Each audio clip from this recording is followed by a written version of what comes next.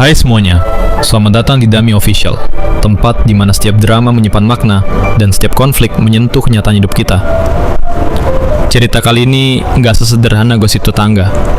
Ada luka lama yang kebuka lagi, ada senyum palsu yang akhirnya retak, dan ada kebenaran yang siap bikin semua berubah. Tarik napas yang dalam, duduk yang tenang, karena cerita sesungguhnya baru akan dimulai. Halo besti semuanya. Selamat datang kembali di Kontrakan Rempong episode 69 dengan judul Pamer.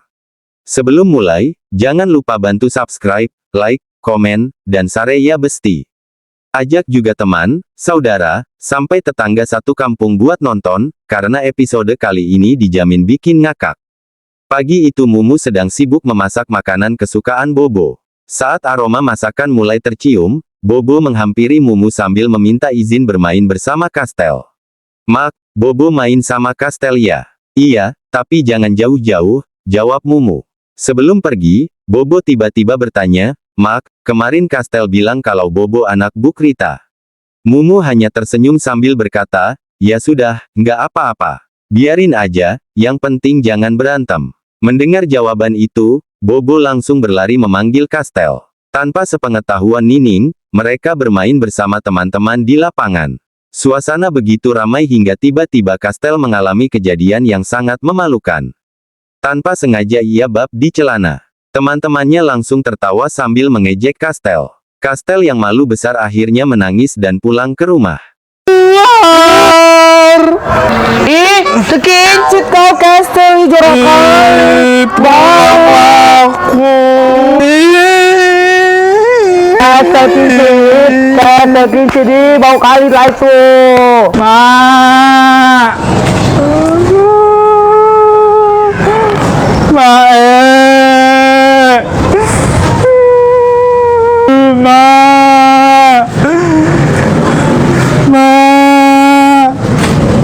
Apa lagi anak ini? Apa sih Kastel? Kau siang-siang manggil mamanya doa-doa, kenapa jalanmu kayak gitu?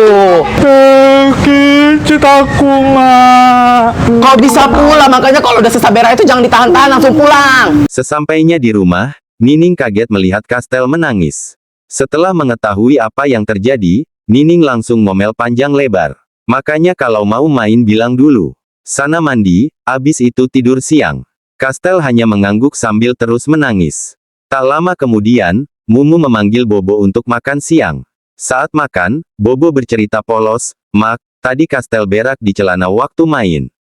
Semua temannya ketawa. Mumu langsung menahan tawa sambil mengingatkan Bobo agar tidak ikut mengejek temannya. Siang itu Mumu pergi ke warung Tatik untuk menikmati semangkuk mie sop. Saat sedang asyik mengobrol, tiba-tiba datang wakbordir dengan penampilan yang sangat mencolok. Leher, tangan, sampai jarinya dipenuhi perhiasan warna putih yang berkilau. Wakbordir sengaja memamerkannya di depan Mumu dan Tatik. Gimana? Banyak kali emas Wak kan?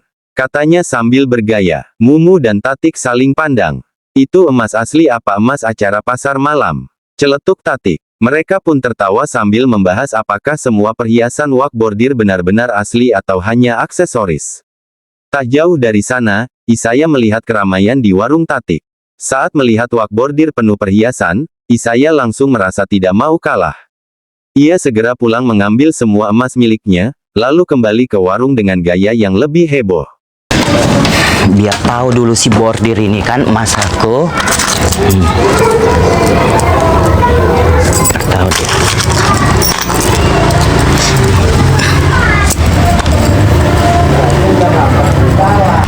Emang si bordir aja yang bisa anggar emas.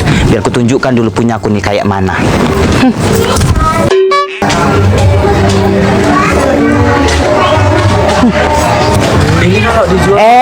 Pada ngumpul ya kalian. Nah, kalau emas Isaya gimana? Lebih banyak kan? Ucapnya dengan bangga. Akhirnya wakbordir dan Isaya saling pamer emas. Masing-masing mengaku emasnya paling asli dan paling mahal. Mumu dan Tatik hanya geleng-geleng kepala melihat tingkah mereka. Belum selesai perdebatan, tiba-tiba Rita datang mengayuh becaknya. Dengan wajah serius Rita berkata, aku abis dilamar. Ini emas Blue Diamond. Semua langsung melihat perhiasan Rita sambil menahan tawa karena Rita seperti biasa selalu berbicara di luar topik. Rita kemudian berkata lagi, emas yang dipakai wakbordir itu beli di pasar malam. Semua langsung melirik wakbordir yang mulai salah tingkah. Belum berhenti sampai di situ, Rita kembali bercerita kalau uang di rumahnya tiba-tiba habis diborong orang. Tanpa berpikir panjang, Rita langsung menuduh wakbordir. Pasti wakbordir yang ambil. Wakbordir langsung membela diri sambil kesal. Jangan asal nuduh. Mumu, Tatik, dan Isaya langsung tertawa terbahak-bahak melihat tingkah Rita yang selalu membuat suasana semakin kacau. Merasa malu karena terus dijadikan bahan candaan, wakbordir akhirnya pergi meninggalkan warung. Saat wakbordir sudah pergi, Tatik langsung berkata sambil tertawa. Emasnya memang banyak, tapi utangnya juga banyak. Mendengar ucapan itu, semua yang ada di warung langsung tertawa bersama hingga suasana warung Tatik kembali heboh. Tamat. Semoga episode 69 ini sukses menghibur para penonton dan bikin mereka tertawa dari awal sampai akhir. Kalau kamu suka cerita super ini, jangan lupa kasih like, komentar, dan share ke teman-teman kamu ya. Klik tombol subscribe biar kamu nggak ketinggalan drama berikutnya dari Dami Official. Terima kasih udah nonton sampai habis. Semoga harimu tenang, hatimu damai, dan hidupmu penuh berkah. Sampai ketemu di cerita selanjutnya.